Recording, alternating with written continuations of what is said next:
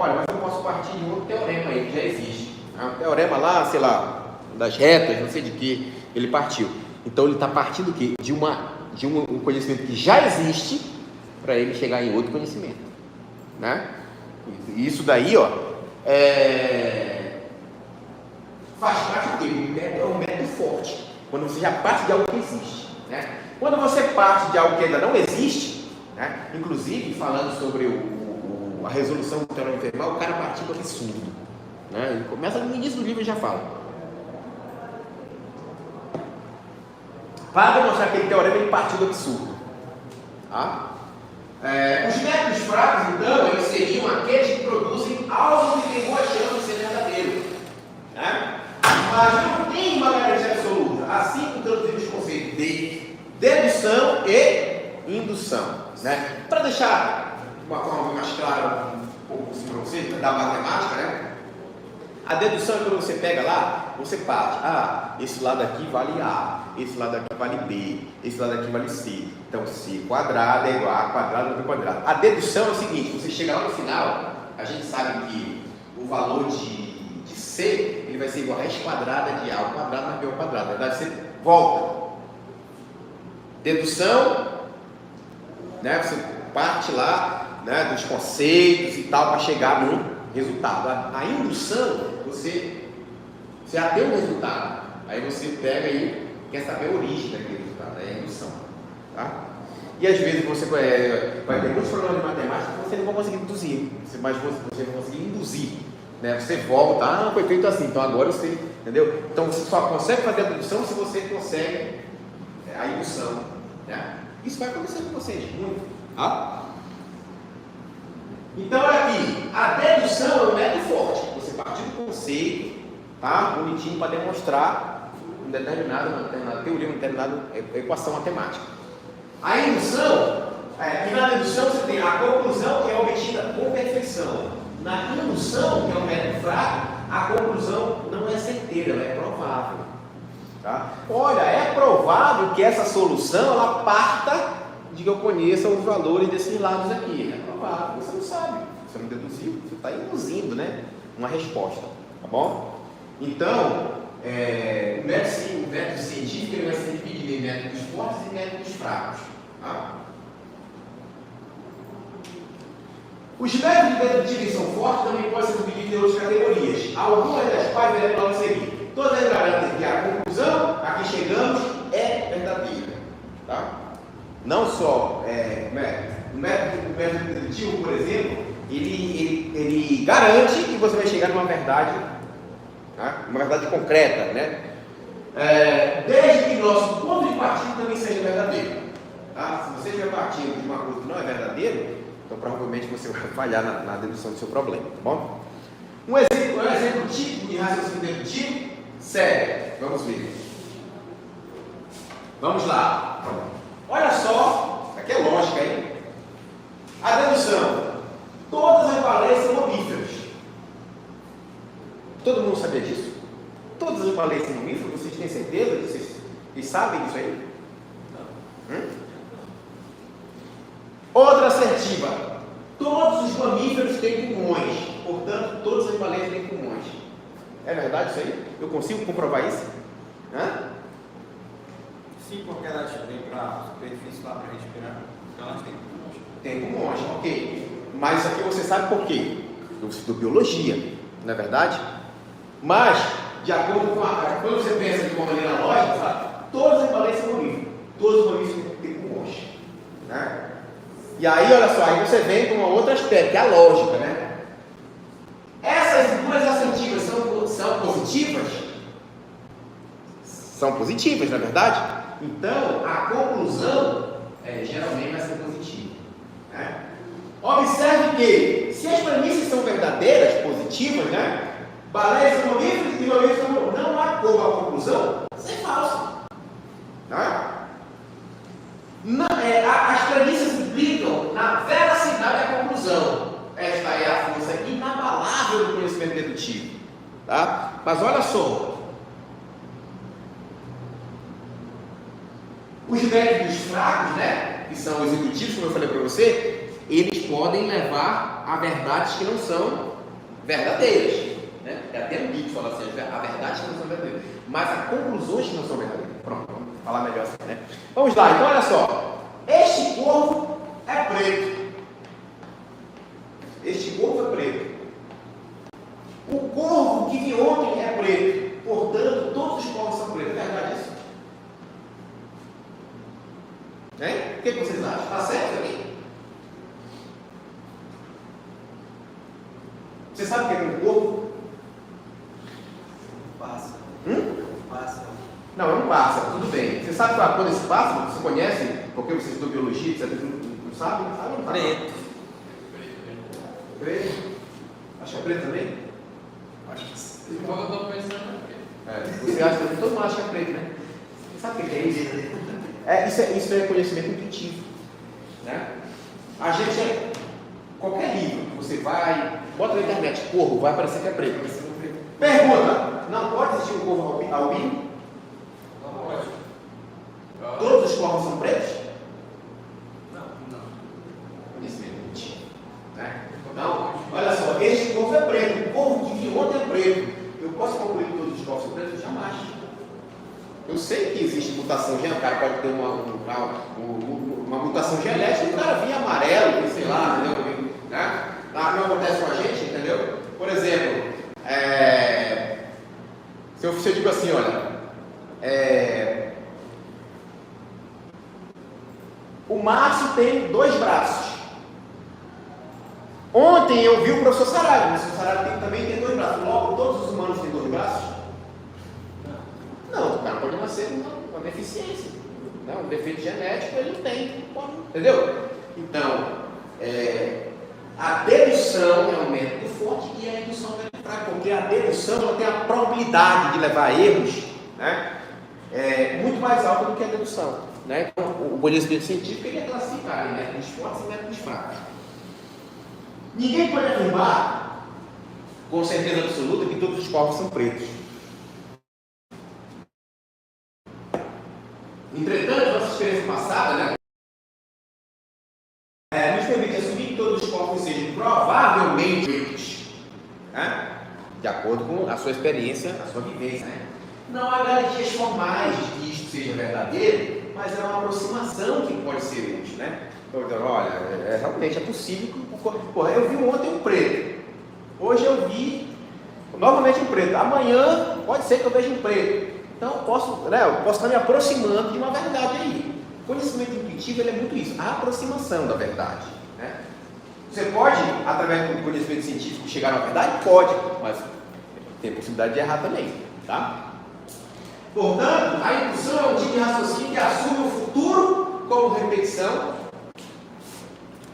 do passado. É um ato de confiança, uma postura de esperança, de que o futuro refletirá o resultado que obtivemos antes. Portanto, o método indutivo ele é, na verdade, uma aposta do pesquisador. Né? Quando você está aí nas bets, né? Tem as bets hoje em dia, né? Que o cara faz a aposta lá, o Flamengo vai ganhar e tal. É uma aposta que você faz na verdade.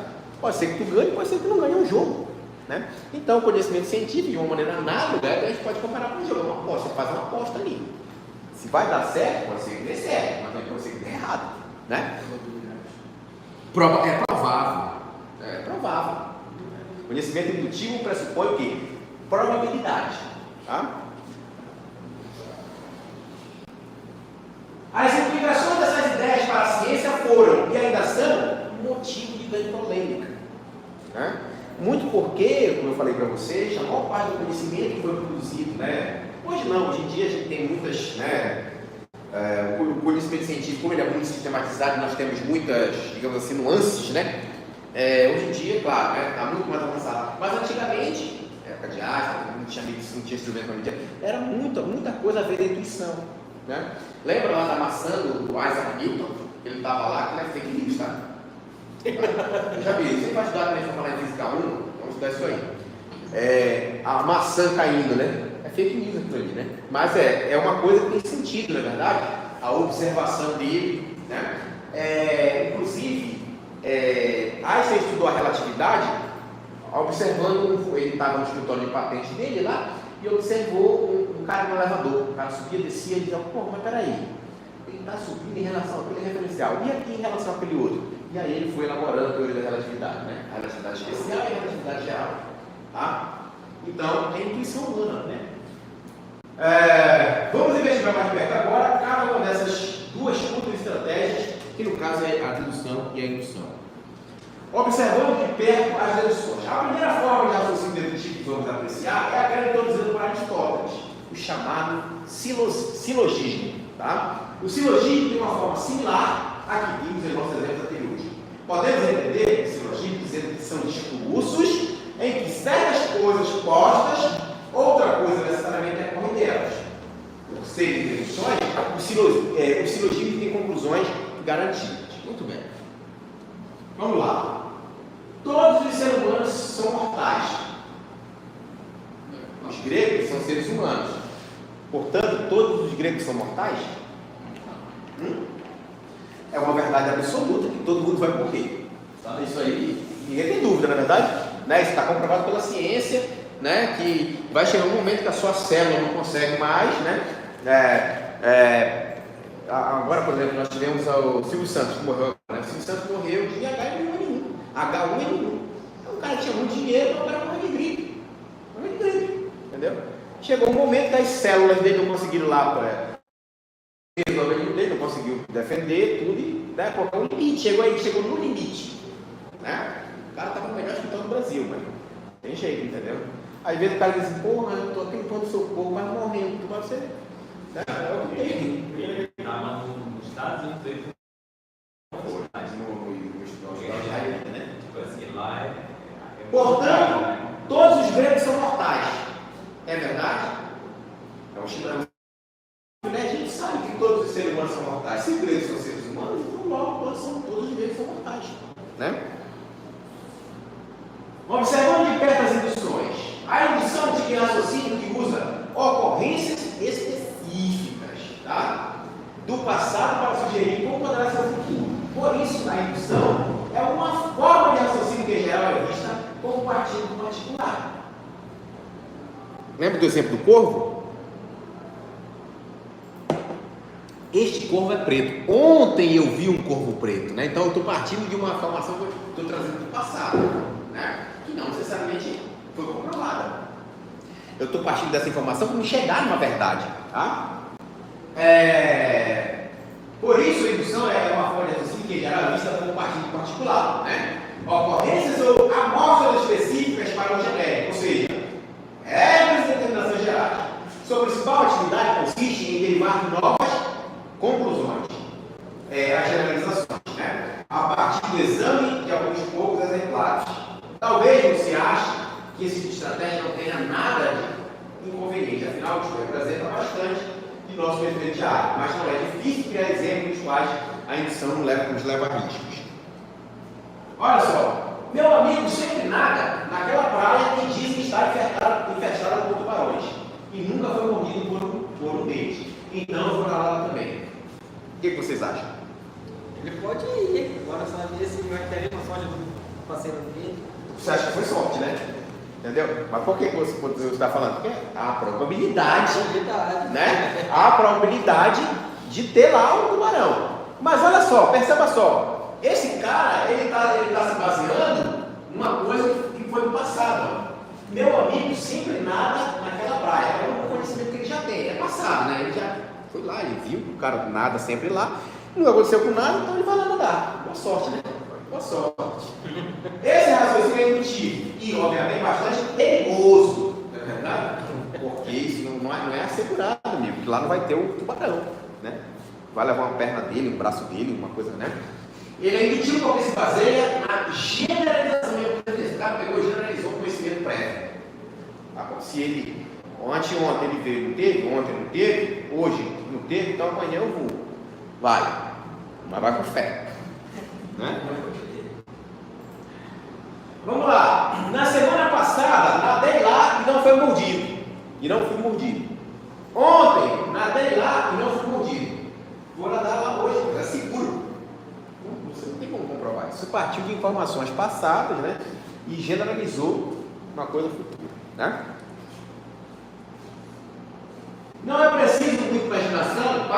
conceber inúmeras situações em que algo pode estar errado com essa pessoa. Assim, a indução pode ser tentadora, mas ela é, várias vezes, perigosa, na verdade. É tentador, gente, porra. O cara nadou, não deu e tal, e arriscarei. É tentador, entendeu? Mas o conhecimento indutivo ele é muito perigoso. Mas nem sempre todo enunciado que passa com conclusões certas pode ser considerado indutivo. Algumas conclusões podem ser dedutíveis e mesmo assim carregam certa incerteza. Por exemplo, suponha que há 15 pedrinhas dentro de um saco. 12 dessas pedrinhas são brancas. Uma é azul, uma verde e uma vermelha. A partir dessa situação, nós podemos criar o quê? Dois tipos de conclusões, uma dedutiva e uma indutiva. Primeiro, um saco com 12 pedrinhas brancas, uma azul, uma verde e uma vermelha. Conclusão dedutiva. As chances de eu retirar uma pedrinha verde é de 1 para 15. Tá certo ou não? Por quê? Né? Isso é a probabilidade, né? Conclusão indutiva. A primeira pedra que pegarei será branca. Quantas pedras tem branca? 12. Mas é seguro que eu tire a primeira pedra? Não, é seguro que eu tire a primeira pedra de branca? Não. Porque nós temos 3 que não são brancas. Entendeu? Né? Mas é uma conclusão indutiva. Por que ela tem uma certa qualidade? Porque existe uma grande probabilidade. Qual é a probabilidade aí? 12 para 15. Não é verdade? A probabilidade de 12 para 15 de eu encontrar uma pedra branca, né? Foi o que a gente estava na semana passada, na pedra branca. Minha conclusão dedutiva é correta. É uma asserção demonstrativa, pois faz uma alegação sobre minha chance de retirar uma pedrinha verde. Né? E isso é uma verdade matemática. Né? Já a conclusão indutiva faz uma alegação sobre a pedra que ele retirar e, portanto, não pode ser dedutiva, pessoal. Né? Ou seja, não há uma certeza ali, né? Apenas é provável, né? É provável que eu tire uma pedra e ela seja branca lá, né? Porque nós temos muitas brancas. Tá? Então, esses são os 2 tipos de raciocínios que nós temos dentro do método científico. Raciocínio dedutivo e raciocínio indutivo. Qual é o que você vai usar na sua pesquisa? Raciocínio dedutivo ou raciocínio indutivo? Indutivo? Boa sorte.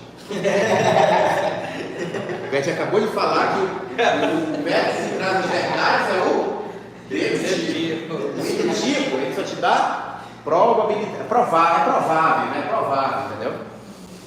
Muito bem, então agora vamos falar sobre pesquisa, né? E aqui nós temos essa aula realmente não é larga, né? Mas ela, como eu falei, aqui está trazendo muitas dicas que vão ajudar vocês a construir o projeto de vocês, que é a última avaliação. Tenho falado isso várias vezes, falei muito nas aulas assim, expliquei como é que faz.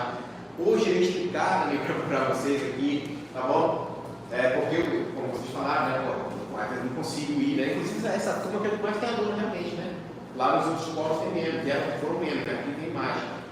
E acho que teve uma aula síncrona que foi bastante de vocês também lá, tá? Então a gente vai falar aqui, ó, sobre o tipo de pesquisa, natureza, abordagem, objetivos, coleta de dados, fonte de informação. Vou falar também sobre o fluxograma de pesquisa, tá?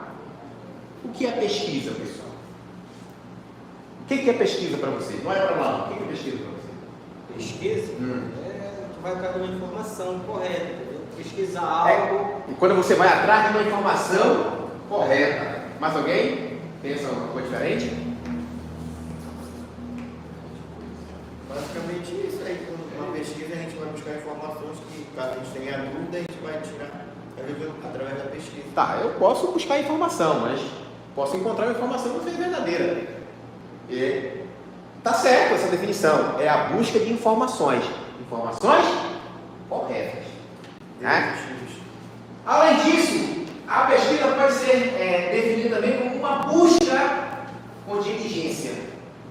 Né? Diligência, evidência, vai buscando evidência ali, né? Para comprovar um determinado fato, fenômeno. Pesquisa é inquirir, informar-se a respeito de investigação e estudo sistemático, prudentes e sistemáticos com o fim de descobrir ou estabelecer fatos ou princípios relativos a um campo do conhecimento. Né? Portanto, utilizando uma linguagem mais popular e mais acessível, é você a busca das informações corretas em determinado fato fenômeno.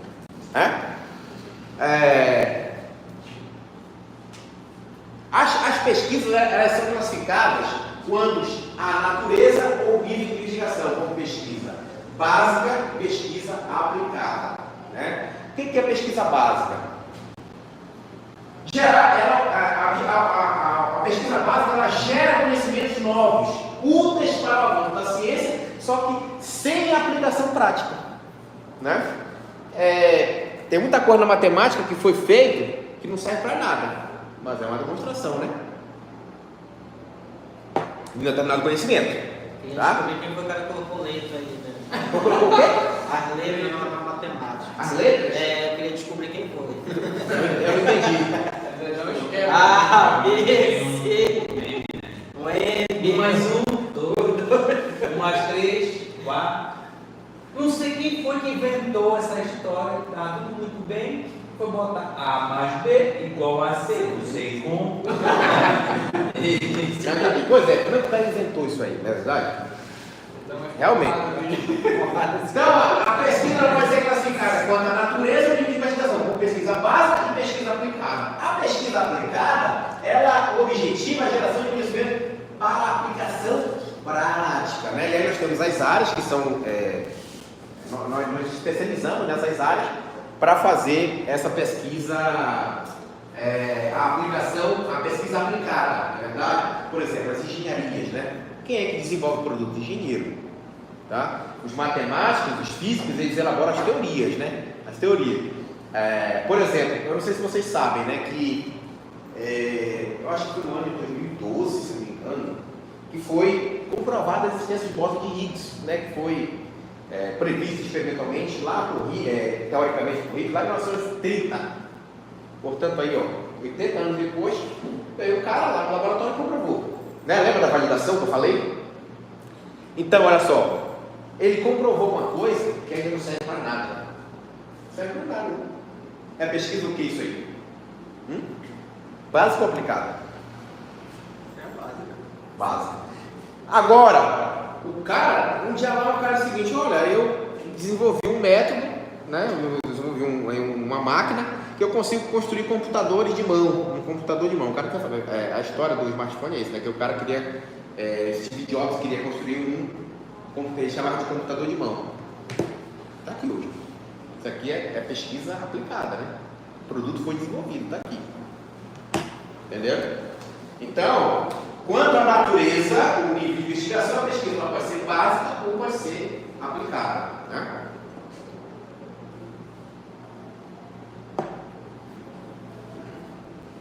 Quanto à abordagem de problema, nós podemos ter a pesquisa quantitativa e a pesquisa qualitativa. Pesquisa quantitativa, envolvendo números. Se você vai fazer um trabalho de matemática pura, com certeza vai ser uma pesquisa quantitativa. Né? Com certeza, não tenho dúvida disso. Né? Se eu fazer uma pesquisa sobre etnomatemática, é possível que ela seja quantitativa ou qualitativa, ou que ela seja uma mescla das duas. Né? Pesquisa quantitativa envolve números, né? Você está envolvendo números, você está envolvendo quantidades exatas. A qualitativa não, isso é mais subjetivo. Olha, o Márcio apresentou esse comportamento, o Eduardo apresentou esse outro comportamento, né? E a gente sabe que as pessoas são diferentes, né? Então aí você já tem um certo caráter de subjetividade, né? Aqui não, aqui olha, tudo é quantificável, tá? Aqui olha, você tem um certo grau de subjetividade que é considerado. Geralmente o pessoal das ciências humanas fazem pesquisas qualitativas, né? Que eles discutem, eles fazem aqueles questionários enormes, né? Que perguntam lá, quantos alunos da escola participam, não sei o que e tal. Também quantitativo, mas eles, né, começam a dizer assim, olha, fulano de tal disse que, né? E aí o problema de você, por exemplo, aplicar o questionário, né? E é uma crítica que eu já aproveito para falar com vocês, se vocês forem fazer questionário para fazer a pesquisa de vocês, tomem bastante cuidado. Porque questionário, ele tendencia muito a resposta, né? Principalmente se for aquele sim ou não. Já viram? Questionário de sim ou não? Então, questionário de sim ou não, o cara só tem duas possibilidades. É 50-50, na verdade. Não te dá uma possibilidade de você dizer a sua opinião sobre aquilo real, né? É sim. Não, mas não por quê? É sim, mas sim por quê? Entendeu? Quanto aos objetivos, né? Quanto aos objetivos da pesquisa. Ela pode ser uma pesquisa exploratória, ela pode ser uma pesquisa descritiva, ou ela pode ser uma pesquisa explicativa. A pesquisa exploratória, ela, o objetivo é proporcionar maior familiaridade em relação ao fato fenômeno, de modo a torná-lo explícito ou a construir hipóteses. Então, numa pesquisa exploratória, você vai abordar todas as hipóteses possíveis. Será que a etnomatemática vai me ajudar a resolver aquele problema de aprendizado de uma determinada turma? Mas você vai falar, é provável que sim, é provável que não, é provável que em partes ajude, é preciso que eu ainda tenha que inserir a teoria junto com a prática, enfim, você vai criar suas hipóteses, né? Pesquisa descritiva, a pesquisa descritiva busca descrever as características de determinada população, o fato, fenômeno, problema ou ainda estabelecimento entre as variáveis. A pesquisa descritiva é o seguinte: você vai lá, você vai fazer uma coleta de dados, né? Coletei um dado dele, coletei um dado dele, coletei um dado dele. Eu vou fazer uma descrição pormenorizada do que ela falou, dos dados que ela me passou, dos dados que ele me passou e dos dados que ele me passou. Uma pesquisa descritiva, tá? Água. Vocês nem imaginam como são vocês, né? Pesquisa explicativa. A pesquisa explicativa procura identificar os fatores que determinam ou contribuem para a ocorrência dos fenômenos, né? Ela busca, portanto, pessoal, criar uma teoria aceitável a respeito de um fato do fenômeno. Então, na pesquisa explicativa, você vai buscar, você vai elaborar uma teoria que possa explicar, né, de uma maneira aceitável um determinado fenômeno. Né? Pode ser um fenômeno físico, um fenômeno matemático, um fenômeno, né, biológico. Entenderam? Agora, quanto aos procedimentos de coleta. Pesquisa nós temos. Quantos procedimentos de coleta nós temos? Pesquisa documental, né, que utiliza documentos como forma de informação para coleta de dados. Isso daí não tem jeito, vocês vão ter que fazer. Toda pesquisa é documental, né? Porque vocês vão precisar fazer um levantamento do que você já tem publicado sobre aquele assunto, né?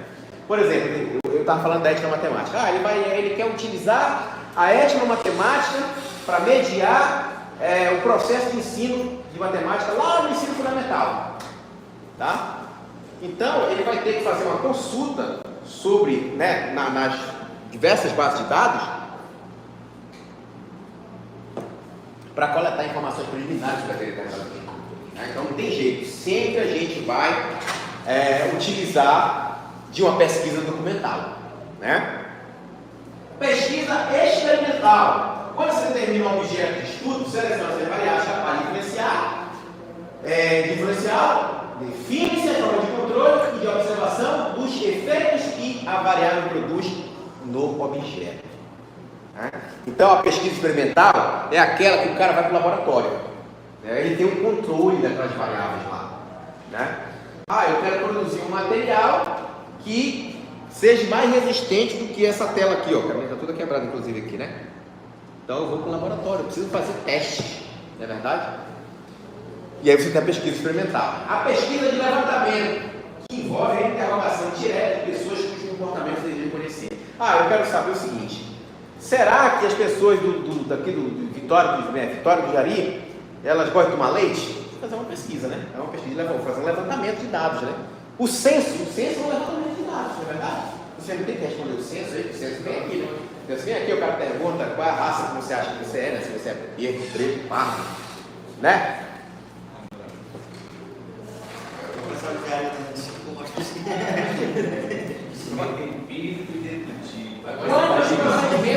Quantos procedimentos de coleta? Nós temos aqui um estudo de caso, né, que envolve um estudo aprofundado do artigo do objeto de pesquisa, restrito de modo a possibilitar o seu âmbito de conhecimento. Por exemplo, ele não pode fazer uma pesquisa, tipo assim, aplicação da etnomatemática para o ensino da matemática no ensino fundamental. Por quê? Porque o ensino fundamental, você vai ter que fazer o estudo todo o Brasil, né? Ele tem que se focar. Aqui tem uma escola próxima aqui, né? Uma escola aqui.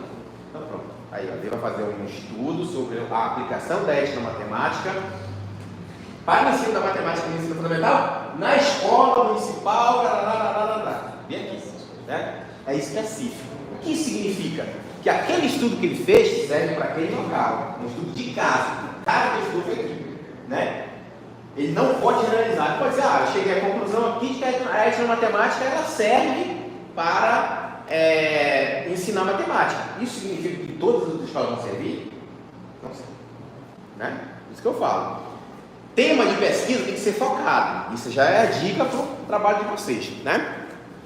Pesquisa ex-post-facto ocorre quando o experimento é realizado depois do fato fenômeno, né? Por exemplo, eu quero investigar quais foram as causas do terremoto. Você não vai investigar isso antes de ocorrer o terremoto, até porque um dos fenômenos naturais, né, o terremoto, que a gente não consegue prever, tá? Você consegue ter ali uma estimativa, né, que possa ocorrer. Tem os sismógrafos, né, que medem a atividade sísmica na nossa crosta terrestre. O que é o terremoto? O terremoto nada mais é do que um choque entre duas placas tectônicas, né? Essas duas placas tectônicas elas se chocam com uma violência muito alta, né? E ela produz uma onda, né? Tanto é que quando acontece no meio do oceano, se transforma em quê? Um tsunami.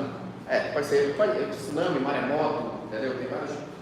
Um tsunami, né? Pesquisação. Pesquisação é concebida e realizada em estreita associação com uma ação ou a resolução de um problema coletivo. Por exemplo, a dengue, a Covid, né? Qual foi o exemplo de pesquisação que foi feito durante a Covid? A elaboração da vacina, né? Porque era um problema coletivo. Todo mundo estava com esse problema. Todo mundo pegou Covid. Eu acho que todo mundo pegou Covid. Mas se existe um cara que não pegou, eu não conheço. E também, às vezes, o cara pegou e eu sabia, né? Pois é, você não sabe, entendeu? Eu peguei, não sabia que tinha pegado. Eu fui fazer o exame, deu lá positivo. Não estava sentindo nada. Do exame só dava positivo e eu parei de fazer. Nunca ficava bom. Tal dia tu vem e eu estava lá. Já era o Covid, né? Quanto aos procedimentos de coleta, nós podemos ter estudo participante, né, que é desenvolvido a partir da interação entre pesquisadores e membros das situações investigadas. O pesquisador, nesse caso, é ele mesmo, um dos dados pesquisados, né? Quando se fala pesquisa participante, o cara que está fazendo a pesquisa, ele também faz parte da pesquisa, tá? Pesquisa etnográfica compreende o estudo dos comportamentos, das relações e do desenvolvimento entre grupos de pessoas associadas dentro de um contexto social específico. Eu vou citar um exemplo bem interessante para vocês, né? Que olha só, aqui a gente tem um exemplo na Amazônia dos índios, né? Os índios eles têm a cultura deles, né? Específica, na verdade, e eles têm certos costumes que a gente às vezes se choca. Mas eu acho que eu tenho um que vocês vão se chocar mais. Existe um povo que se chama o povo esquimó, lá na Antártica, né? Os polos, eles vivem no polo. Os povos esquimós, eles têm uma tradição que é o seguinte: se você chegar lá hoje, você chegou na casa de um esquimó lá, vai estar lá, o esquimó é a esposa dele, né? E você vai ter direito, não é direito, ele vai dar a mulher dele para passar a noite com você. É cultura. E se você não aceita, é ofensivo. É ofensivo. Pode pensar na internet, você não vê. Não estou mentindo, não. Mulher dele com dragão. Mas aí é que tá. Mas aí é que tá. Se você recusa, ele vem como ofensa. É o registro de morrer, então, isso é as pesquisas etnográficas, entendeu? Você entender questões associadas a um contexto social específico. Não tem aquela tribo lá que eles colocam as argolas e vão. Eu só tenho um, né? E o corpo humano vai se adaptando, né?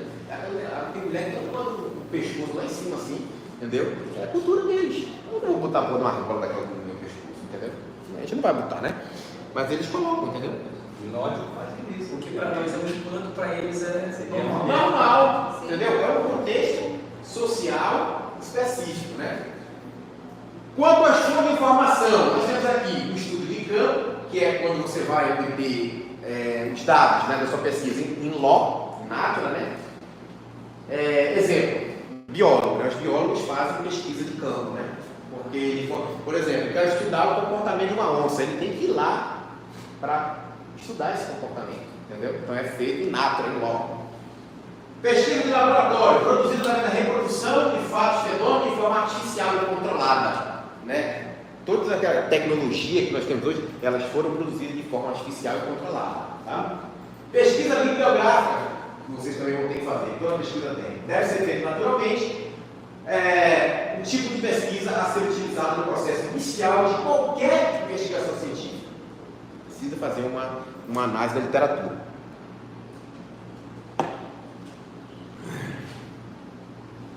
Muito bem, e agora a gente vai entrar já nos itens, né? Aqui especificamente sobre os itens que vão compor, por exemplo, o documento que é o projeto de trabalho de vocês, né? A introdução, pessoal, do trabalho, ela refere-se à parte do trabalho em que o pesquisador constrói seu problema de pesquisa. Por que ele está utilizando a educação matemática para mediar o ensino de matemática no ensino fundamental, né? Qual é o problema? Né? Qual é o problema? Primeiro problema, os alunos do ensino fundamental não estão conseguindo aprender a matemática através do ensino tradicional. Eu tenho que trazer uma abordagem alternativa. Então isso é uma possibilidade, né?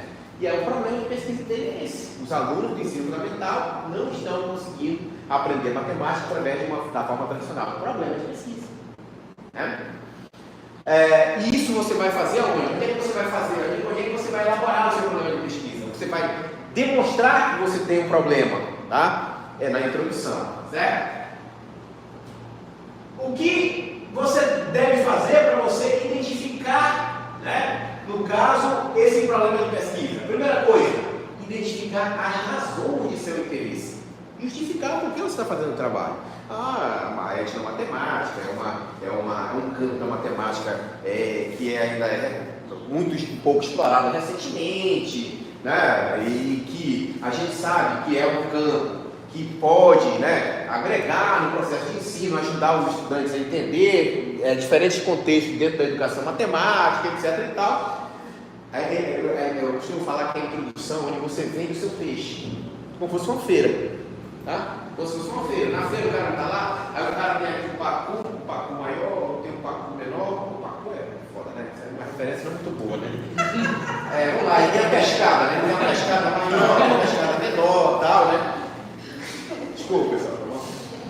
Aí o cara vai dizer o seguinte: olha, a minha pescada é maior do que a do Márcio, então compre em mim. Uma venda, o cara está vendendo peixe dele. Olha, esse peixe é mais fresco do que o do Márcio, mais barato do que o do Márcio, entendeu? Apesar de que, porra, o cara está vendendo o melhor peixe do cara, mais barato ainda, está errado o negócio aí, né? Entendeu? Então você tem que justificar a venda do peixe, né? Você vai mostrar que o seu trabalho tem relevância, tá? Mostra a relevância do tempo disponível, eu acabei de falar, mas você tem que provar que o seu trabalho tem uma relevância e, portanto, aquele tempo precisa ser estudado. O problema, né, dentro desse contexto deve ser claro, não pode fazer arrudez, né? Apesar de que o brasileiro tem essa mania de fazer arrudez, né? Fazer arrudez tá aqui o peixe, leva logo. Por exemplo, olha como é que os americanos escrevem, né? Por isso que os americanos eles são considerados, por isso que o inglês é considerado uma língua que é muito objetiva, né? Comparando com o português, por exemplo. Vocês viram assim, olha, o ovo é branco. Pronto. Está muito claro aqui, né? O ovo é branco. Né? Isso aqui é escrito americano. Acho que é do brasileiro. O ovo é redondo, tem uma casca,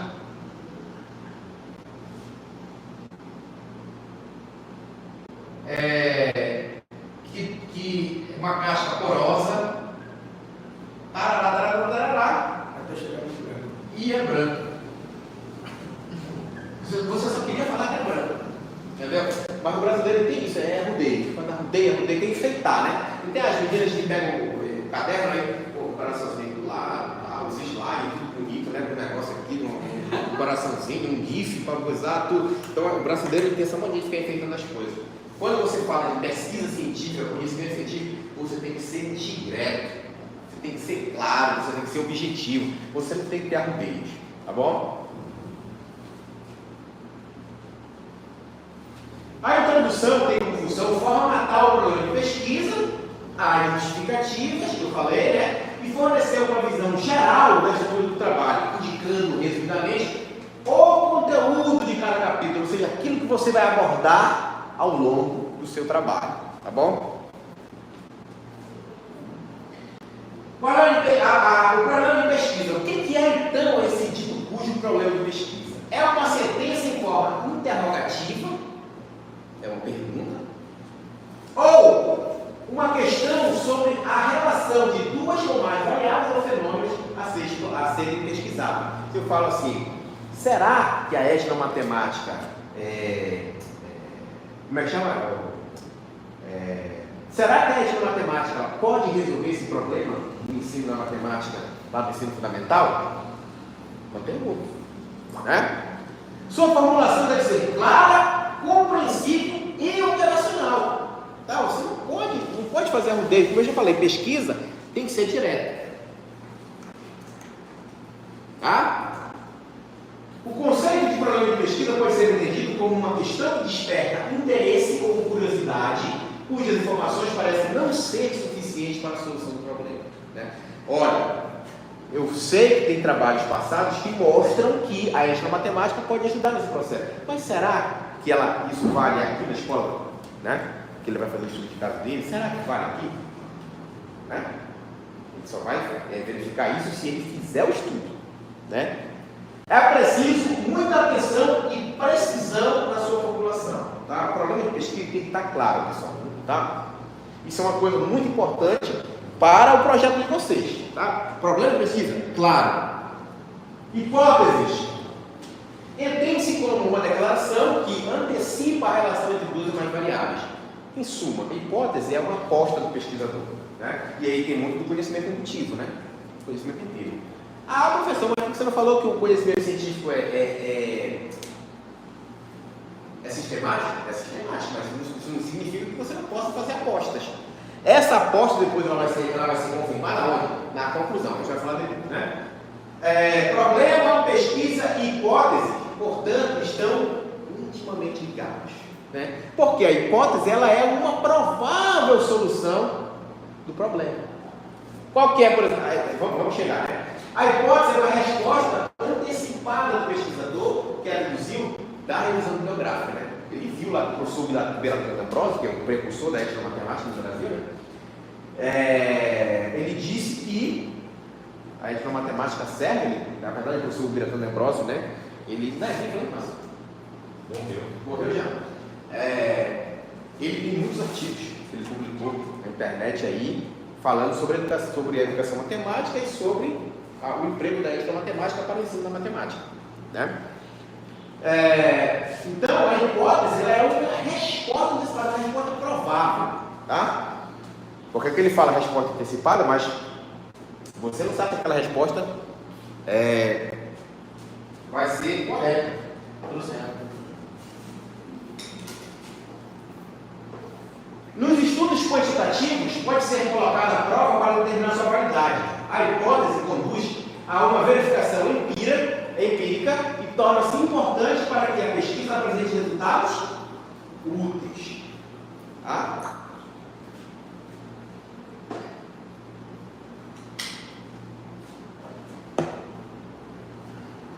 A formulação de hipótese deriva necessariamente do problema de pesquisa. Tá bom? Então, a sua hipótese ela tem que ser baseada no seu problema de pesquisa. Se você está falando que os alunos não conseguem entender a matemática como método tradicional, a sua hipótese tem que estar vinculada a isso. Então, qual que é a hipótese? Bom, então, a etnomatemática serve. Essa é uma hipótese, né? Está afirmando que ela serve. Ou a etnomatemática serve em parte, ou ela não serve. São hipóteses, né? Que você vai comprovar depois lá no final do seu trabalho. É anunciado sob a forma de uma afirmação. Hipótese é afirmação. Tá bom? Você vai afirmar. A etnomatemática serve para mediar o ensino da matemática. Ponto. Uma afirmação. A etnomatemática não serve para mediar o ensino da matemática. Ponto. A etnomatemática serve em parte para auxiliar o processo de ensino da matemática no ensino fundamental. Ponto. É afirmação. É uma resposta provável. Por isso que você tem mais de uma hipótese, geralmente, né? A elaboração do modelo de pesquisa e o enunciado de hipóteses parecem próximos, mas a hipótese caracteriza por apresentar uma força explicativa provisória. Às vezes acontece também de você elaborar muitas hipóteses e a conclusão que você chega no seu trabalho não ser nenhuma daquelas hipóteses que você afirmou. Acontece isso também, normal. Principalmente em pesquisas experimentais, tá bom? Quando se trata de estudos quantitativos, o pesquisador deve formular hipóteses a serem comprovadas via de testes estatísticos. Viu? Aí aqui nós temos a importância da matemática, né? A análise estatística, ela dá confiabilidade para o seu trabalho. Tá? E aí você vai... Por que você, num universo de 200 pessoas, tem que tirar uma média? Porque a média é um valor que representa ali, né, um valor que transita entre o máximo e o mínimo encontrado para aquele número para aquela população. Tá? Nos estudos qualitativos, a explicação da hipótese, segundo a proposição de alguns autores, não é obrigatória. Tá? Então, se você for fazer um estudo qualitativo, não necessariamente você vai ter que ter uma hipótese, né? Você não precisa ter uma hipótese. Contudo, uma hipótese de pesquisa pode orientar a estrutura, pode orientar a estruturar o trabalho, né? Porque você vai se focar em tentar verificar aquelas afirmações que você colocou, né? Aquelas apostas que você fez, né? Os objetivos, né? O que são os objetivos? Olha, lembrando que o que eu estou falando aqui, ó, vocês forem lá no modelo que eu coloquei lá na nossa biblioteca virtual, vocês vão ver que tem um modelo que já está configurado, né, em relação à formatação de ABNT, eu falei para vocês, já está configurado lá, bonitinho e tal, você precisa só escrever o texto de vocês lá, né, nos itens, tá? Então, ó, nós já falamos de introdução, falamos do que compõe a introdução, tá? O próximo tópico depois da introdução é exatamente isso aqui, ó, lá no documento, nos objetivos. Constituem-se declarações claras e explícitas para que se deseja dar pelo assunto, ou seja, o que se pretende alcançar com a realização da pesquisa. Qual é o seu objetivo? Né? Qual é o seu objetivo de vida? Terminar meu curso de matemática, fazer um concurso, ser aprovado com louvor e ganhar 20 mil reais, não é verdade? Não, isso é 40. 40? Boa sorte. Assim, os objetivos devem ser iniciados com verbos que exprimam ação, tais como verificar, analisar, descobrir, determinar, provar. O verbo sempre está terminado com ar, né? Esse verbo que indica ação, tá? Então, toda vez que você for fazer objetivos, o verbo inicial tem que iniciar, o verbo tem que ser um verbo de ação, tá bom? Referencial teórico, né? Aqui também se encaixa a revisão de literatura. Envolve a montagem do quadro de referencial teórico, que é a abordagem clássica ou atual, ligado diretamente ao plano de pesquisa, que o aluno utilizará para obter subsídios, visando definir com mais clareza os diversos aspectos a serem objeto do levantamento de campo. Então, o referencial teórico é tudo aquilo que você vai buscar em termos de conceito, né? Na nossa aula síncrona, quando a gente falou sobre educação matemática, a gente trouxe vários conceitos dentro do campo da matemática, e isso faz parte de um arcabouço teórico. Por exemplo, não tem como você falar de educação matemática baseada na ética matemática se você não falar sobre o professor, que eu estava falando agora, o professor Bertone D'Ambrosio, porque ele é o precursor, ele que introduziu os conceitos iniciais. Hoje a matemática, a ética matemática está incluída no ensino da matemática pura, da matemática aplicada, da modelagem computacional. Ela sabe, é um arcabouço, na verdade, certo? Então, o referencial teórico nada mais é do que um arcabouço teórico, tá bom? Que é o que você vai encontrar nos livros, os conceitos, tá? Que você vai precisar se basear para poder discutir os seus resultados. Levantamento bibliográfico ou revisão de literatura, tá? É também um trabalho de pesquisa diferenciando-se do levantamento de campo, porque busca informações com dados disponíveis em publicações que já existem, tá? Então você vai pegar lá o artigo que ele escreveu sobre educação matemática e você vai basear o seu trabalho no artigo dele, né? Ou, se você não vai basear no artigo dele, você vai utilizar aquelas informações que ele publicou para justificar as ações do seu trabalho. Olha como é importante, né? Isso que a gente chama de literatura, né? Então, qualquer tema que você tem na sua cabeça, fala um tema na sua cabeça, qualquer que tem, sobre matemática que você tem interesse em fazer pesquisar. História da matemática. História da matemática. Tu vai lá no Google, bota a História da matemática, vai aparecer um monte de documento lá, né? Não no Google, mas você vai ter uma ferramenta, depois eu vou mostrar, né? É o Google escolar, que você coloca a História da matemática, vai aparecer vários artigos relacionados à História da matemática, vários, tá?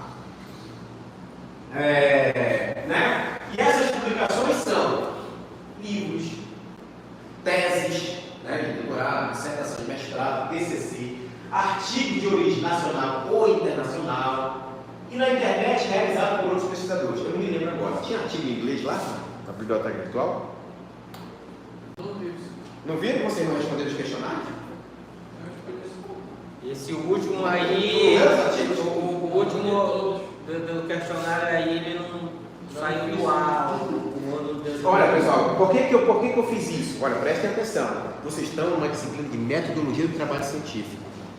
Às vezes você está lá, você vai. Claro, todo mundo quer pesquisar o artigo em inglês, em português, porque ajuda, né? A gente tem. Mas às vezes você está procurando uma informação tão específica, que você não vai encontrar em português. Você vai encontrar onde? Um artigo que está em inglês. Então, por que eu fiz coloquei aqueles artigos lá? Eu estou tentando incentivar a leitura de vocês de artigos científicos, né? Por que eu estou fazendo isso? Porque isso vai ser útil para vocês construírem o TCC de vocês. Quando for lá na frente, você vai se lembrar, você sabe, porra, aquele cara falou isso para mim, eu não dei muita coisa, mas ele estava certo, entendeu? Tá? Escuta o que eu estou falando para vocês. Vocês vão precisar, não tem jeito, não tem para onde fugir. E aqui nós temos, por exemplo, um croquis, né, de um trabalho, um croquis não, os elementos, né, que serão contidos num trabalho acadêmico, né? Nós temos aqui, por exemplo, a capa é um elemento obrigatório, a folha de rosto é um elemento obrigatório, o resumo em língua vernácula é um elemento obrigatório. Isso aqui eu estou falando de monografia, né? Resumo em língua estrangeira é obrigatório, o sumário é obrigatório. Aí nós temos aqui, opcionais, lista de ilustração, tá? É opcional. Lista de abreviaturas e siglas é opcional, e a lista de símbolos também é opcional, né? Mas geralmente a gente coloca porque isso ajuda a nortear o leitor. Tem vezes, por exemplo, isso acontece muito na matemática. Na matemática não tem aquelas notas explicativas lá embaixo, o cara bota assim, né? Uma notação nova, que ninguém conhece. O cara, essa notação foi feita com você cantar, entendeu? É preciso isso, né? Então, aqui, na lista de ilustrações, tem abreviaturas de símbolos, você vai dar a explicação do que é, né? Aquelas ilustrações, aqueles símbolos, siglas e também os símbolos, né? Aí vem introdução, referencial teórico, material técnico, resultados, discussão e as referências, tá? Isso daqui, é um esqueleto básico de como é construído uma monografia, né? Dentro dos quais os itens a gente falou, certo? Lembrando que, professor, mas como é que faz para citar um artigo? Foi falado na aula síncrona de quinta-feira, né? Tá lá nos slides, lá que tá lá no Moodle, tá bom? Então a gente fez uma aula, falou sobre formatação, falou quanto é que tem, a gente tem que ser espaçamento. Não falava, você estava lá? Tá, você estava, então você viu, não foi? Então lá eu mostrei tudo, mostrei como é que era para formatar, se era 3 pontos, a referência, o que é uma referência longa, como é uma referência direta, referência indireta, né? Citação direta, citação indireta. Eu expliquei tudo isso lá, tá bom, pessoal? E era isso que a gente ia falar. Só que agora eu vou fazer uma coisa aqui bacana com vocês. Eu vou mostrar para vocês aqui uma plataforma muito interessante. Alguém aqui já conhece a plataforma Portal de Periódico da CAPES? Não? Então, a gente tem um exemplo do artigo do Márcio, né, que a gente fez. Acho que você me mandou aqui, não foi, Márcio? Olha só, pessoal, deixa eu ver aqui.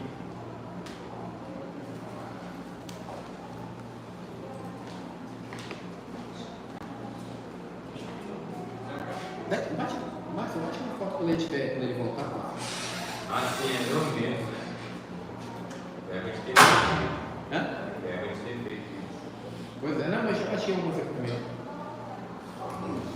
Não vendo aí? Não, né?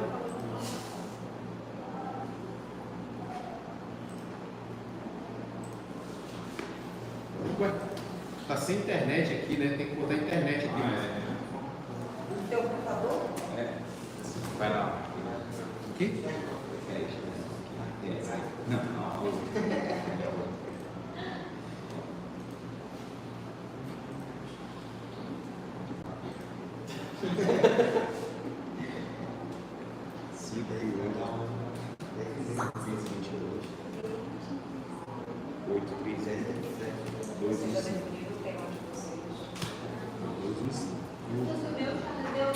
Deu início lá. Tem dois icônicos, né? Tem que começar de novo. Também tá lá em casa. Eu parei lá. 58 72 28 31 Eu escolhi um daquele lá que você 215. colocou lá no quadro lá. História da matemática. Esse que escolheram? História da matemática. Não tem aqui. Não tem uma passada. História da Matemática foi a aula que a gente fez no polo presencial lá de Pedra Branca, na semana passada. É porque não tem como a gente dar um monte de aula, né? Não tem como a gente dar um monte de aula. A comunidade a gente estudar nas aulas síncronas, só que tem dias que não dá pra gente estudar no Eu horário. não consegui entrar na Quer falar comigo? Olha pro outro lado. Olha pro outro lado. Não vai pra gente. Passar na tela.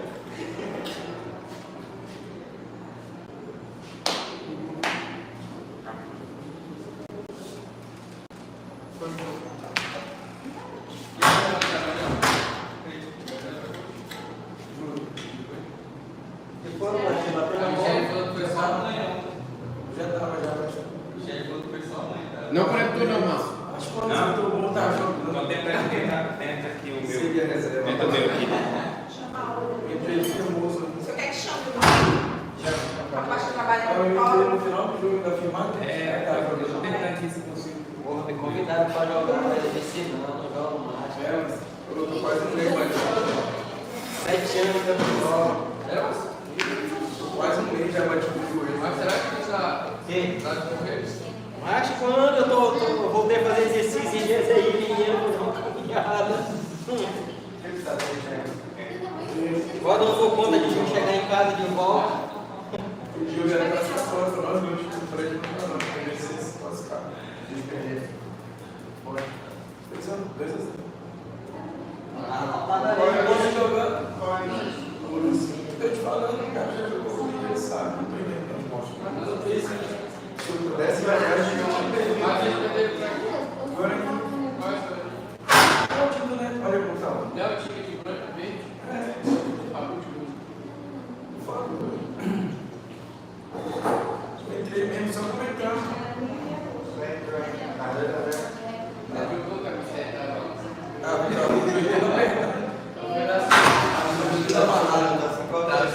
Só o banho. Eles pegam e pegam.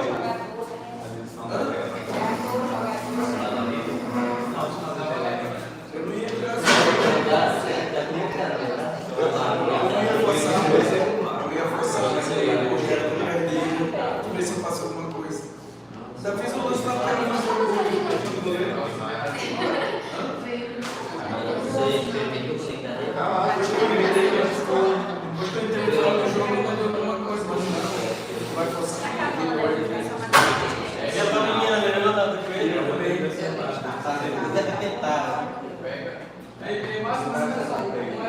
Coloquei meu celular para ele.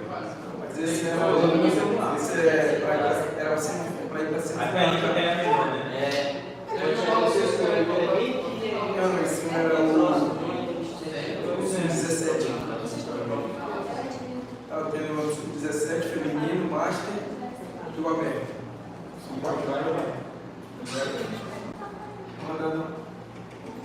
A gente só tinha esse jogo para desempenho, para ser mil, eles ou não. Por isso que eu entendo. Não dá, não. Aí quando o Fonso era aquele corrido aí, Joga só lá. eu fiz um negócio que eu aprendi na internet. Eu aprendi na internet. Eu passando pra lá e faz um X em se cima. eu meu lazer era bola. Ah, mano, eu bom de joelho, a gente não tinha perdido, eu te falava. Aí tava fácil, mas o jogo tava mais sentado no meio, a gente não tinha meio. Eu saía daqui pra jogar em Macapá. Mas o jogo foi lá no meio. Vem pra frente, né?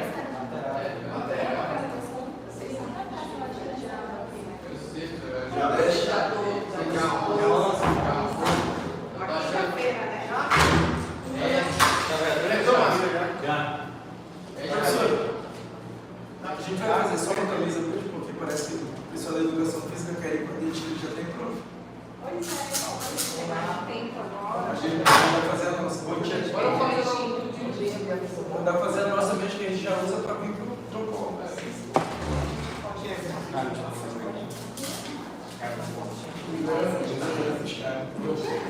Tá bom, chama de comigo mesmo, porque eu acho que ele jogou pra classe.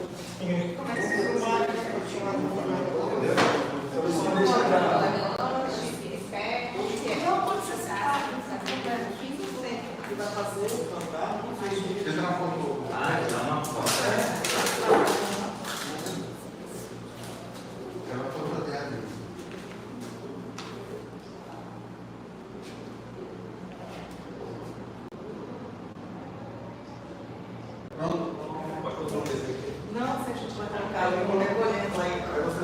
Daqui a pouco eu venho aqui com vocês para falar umas coisinhas assim básicas, tá? A gente está só primeiro tirando foto para não atrapalhar muito, tá? No final do horário a gente vem por aqui, tá bom? Obrigada.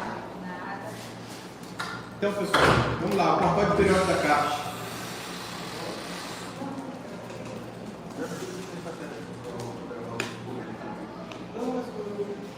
Por que eu quero mostrar isso aqui para vocês, pessoal? Olha só, existe essa plataforma aqui que é o Google Escolar, tá? Essa plataforma aqui, ó, o Google Escolar tá.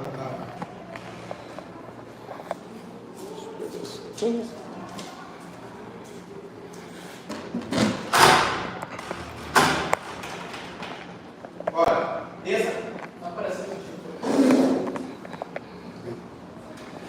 essa plataforma aqui que é o Google Escolar. Se você colocar como, por exemplo, o tema etnomatemática, tá? Etnomatemática. Aí, ó, vai aparecer vários artigos aqui, tá bom? Por exemplo, se eu for pegar esse artigo aqui, ó, eu vou ver que esse artigo, ele é gratuito, tá?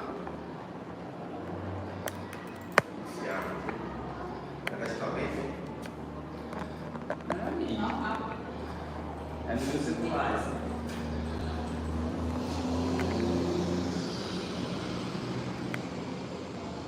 Cadê a vez? Ele não é, esse link aqui que me mandou tá quebrado, sei lá. Esse aí? Esse aqui que me mandou. Não, tu não entrou naquela outra vez? Esse. Não, esse aqui é. Tem que jogar todo ele. Tu só pegou uma parte. Joga todo ele lá. Todo aquele negócio lá? Ué. Ó, salva tudo aí, né? Tá, é. Joga tudo lá dentro. Ctrl C, Ctrl V.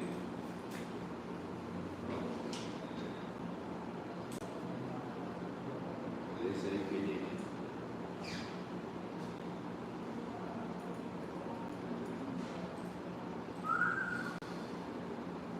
Cadê? Ah, tá aí, portal de periódico. Não sei não. Então aqui, ó, se você clicar aqui, por exemplo, no PDF, esse artigo aqui, você vai baixar ele normal. Só que tem alguns artigos que são pagos. Tá? Até agora está carregando, mas... internet. Acho que não é tão boa, né? Está usando o seu celular. Ele não conseguiu conectar aqui. Não, porque o sinal não está bacana, está fraco. Estou pagando nada, mano.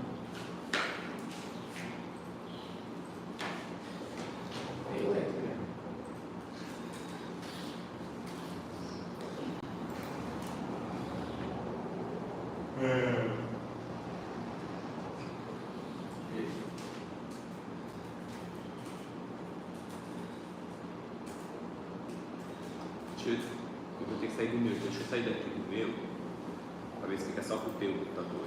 Pronto, aqui tem um artigo aqui que você deve ser pago. Vai botar no máximo do trabalho. Tá aí, entra lá. Já sei que está de graça. Ah, porque nós estamos aqui dentro. Não, aqui nós estamos dentro da rede da Unifac aqui, ela disponibiliza de graça todos os artigos. Entendeu? Bora ver o teu. Cadê? Tá lá em cima. O quê? De novo isso aqui? Eu já tentei isso, cara. Lá vai que eu te passei, outra vez deu certo. Não, pois é, mas agora não está dando. Só vai ter que entrar e jogar lá e pesquisar lá. Eu conhecimento intuitivo, porque na vez passada deu certo, não quer dizer que agora vai dar certo. Nossa. Não tá. Não, porque tu me pediu o nome, lembra? Tu lembra? Tu Mas, pegou o pessoal, nome, jogou, pesquisou lá, porque por aí não deu certo nele. Uma coisa que eu quero mostrar para vocês em relação a esse site aqui, que é o portal interior da CAPES, lá você vai botar o portal interior da CAPES, é que vocês, como vocês têm acesso ao CIGAR, né, como sistema acadêmico da universidade, vocês podem acessar esse site aqui e ter acesso a inúmeros artigos publicados nas diversas plataformas de forma gratuita. Tá bom? Então você vem aqui, olha, clica em acesso café, é Ctrl mais para comentar, né? Olha, você vai vir aqui, ó. Acesso café, vem aqui no canto, ó, né? Aí você vai aqui, clica aqui nesse botão, acesso café, Tem ombro. Unidade Acadêmica Federada, tá? E aí ele vai te levar para uma página que você vai escolher aqui, você vai colocar o Unifac aqui, ó. Unifac, tá? Aí você vai entrar aqui, né? Coloca para enviar, ele vai te levar para o ambiente de login, onde você vai utilizar sua senha de enviar, aquela senha que você usa para ver as notas, né? Do sistema lá acadêmico, tá? E aí a partir disso você tem acesso a inúmeros. Eu vou mostrar para vocês que a gente tem acesso a inúmeros. Eu também com essa internet aqui, meu amigo. Rapaz, olha só, tá vendo? Já estou com o meu login aqui, tá? Mas você vai entrar com a sua senha, o CIGAR, login e senha do CIGAR. Aqui, tá? Hoje você pode fazer um teste aí. E aí você vai ter acesso. Springer, as bases de dados mais conhecidas, né? Springer, Elsevier, ACS, APL, todas as bases de dados são pagas, aqui você vai ter acesso de forma gratuita, mas realmente difícil mostrar isso. Usando lá em casa. Se me lembra muito a internet quanto era aqui na época da Terezinha, que era uma antena, tinha uma antena, e era 12 KB. Me lembro, cara, a gente não conseguia abrir o sistema, que na época era o sistema, para poder lançar a nota dos alunos. Eu tive que lançar e para acabar, não deu para fazer. O negócio é. O negócio é complicado. Então não mudou muito. Bom, pessoal, eu vou fazer o seguinte, então.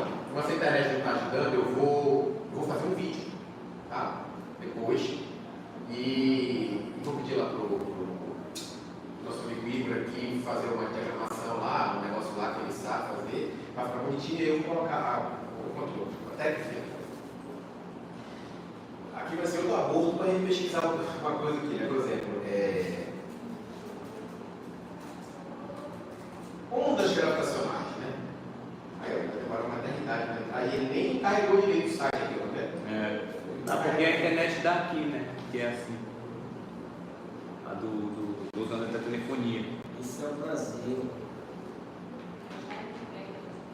Mas a daqui tem pouco sinal da sala.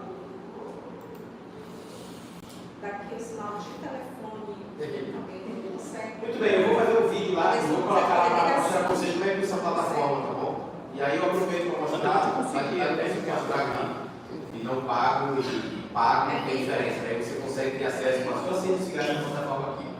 Tá bom, pessoal? Para jogar 11 horas aqui, bom, eu agradeço a presença de todos aqui, né? Eu espero que a gente vai fazer então uma super live, vamos fazer a live da aprovação, igual o pessoal da igreja, como é que chama a igreja? Das igrejas que não faz as lives, né? De abençoar, então eu vou fazer a live, abençoar você ser aprovado nessa disciplina. E vou fazer essa live 2 dias antes de finalizar o prazo para vocês entregarem o projeto que vai ser no dia 7 de setembro. Tá bom? Só a distância, né? A gente entrar lá na internet e postar. Eu falo assim, olha, Qual é você postar um dia antes. Tu vai no Siga, tu entra direto? O quê? É no Siga para te pegar o A peso. senha do Siga. No periódico? É. Mas tu entra pelo Siga ou pelo site da Unifam? Não, é a senha do cigarro. Tá, mas tu entra pelo site da Não, Unifam. eu entro aqui no portal do periódico da casa. Aqui, Ah. vai ver aqui esse canto aqui, ó. Aqui, ó. Olha aqui. Não, olha aí, olha aí. Acesso bom. café. Aqui nessa acesso café. Tu entra pelo Gordo. Não. Não. Entra pelo Gordo. Pode estar sendo cigarro. Ah, CAPES periódico. O periódico da casa. Oi. Então, pessoal, e aí eu vou fazer, né, esse encontro lá. Vamos supor, o Eduardo está com porra, ele não conseguiu formatar direito, está com uma dúvida, alguma coisa, então a gente vai estar lá para ajudar vocês lá, né, algum erro de formatação e tal, né, de repente algum equívoco em relação à introdução e tal. Eu entendi, sai esse texto aqui, pouca coisa, não vou ficar lendo o trabalho de todo mundo lá na live, né, entendeu? Mas aí é uma forma de ajudar vocês para que vocês enviem o documento de vocês bonitinho, tá? Só para a gente estar lançando a nota de vocês e depois, tá? Eu não quero ninguém em recuperação. Nossa disciplina, no caso, vai terminar dia 17 de setembro, que é o prazo máximo, né? A avaliação final vai ser entregue no dia 7. Se por um acaso o Márcio deu uma canelada, porque o Bolsonaro foi para a avaliação paralela, né? Recuperação paralela, é uma prova, não tem jeito, né? E a gente vai fazer um questionário lá. Acertou, tem que acertar todas as questões, infelizmente. E aí, entendeu? É mais complicado. Então se esforcem para fazer o projeto de vocês bonitinho. Para você não ter que ir para. Não, mas não se preocupe. Coloca os itens lá. Isso aqui é uma simulação. Não é o trabalho de vocês ainda, não é o tema. Tá? É uma simulação para ver se vocês entenderam as coisas que a gente passou, as dicas que a gente passou aqui. Porque tenho certeza, quando chegar na hora do TCC, vocês vão precisar disso. Não tem jeito. Tá bom, pessoal? Pois é, muito obrigado a todos vocês, pela presença de vocês aqui. Agora vocês vão dar uma descansada, né? Porque mais tarde vocês vão fazer muita conta aí. Resolver muito problema que eu sou freelance, né? E é isso, certo? Vamos fazer uma foto de todo mundo. Bora. Não tem uma plataforma de informática? Tem, cara. E tá livre? Não, estamos com a professora parece de inglês no Podpin, está fazendo uma live, se eu não me engano. Mas tem um laboratório. Mas a Thalia Mochilão vai estar no laboratório.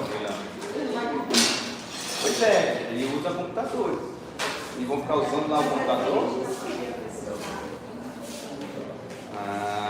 Então, como é que vão fazer programação? Não, é programação para o material. Vamos, pessoal, vamos. Deixa eu chamar o menino aqui para bater a foto da gente. Baixa a foto também. Bateu foto com a viagem. Dá não. Por definição, todas as aulas vai ser um laboratório. Por definição, todas as aulas vai ser um laboratório.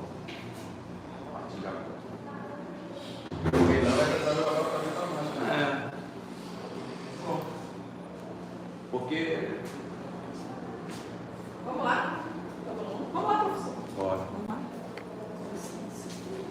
Cadê o teu? Pode usar mais, sim, está fechado, porque eu preciso de toda a faixa para isso.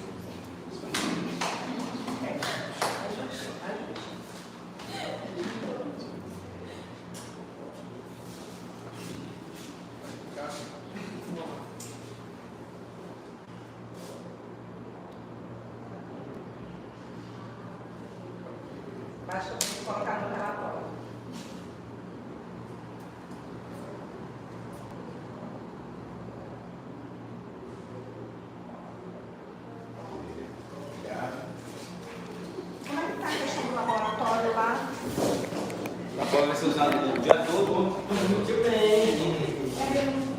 Boa sorte.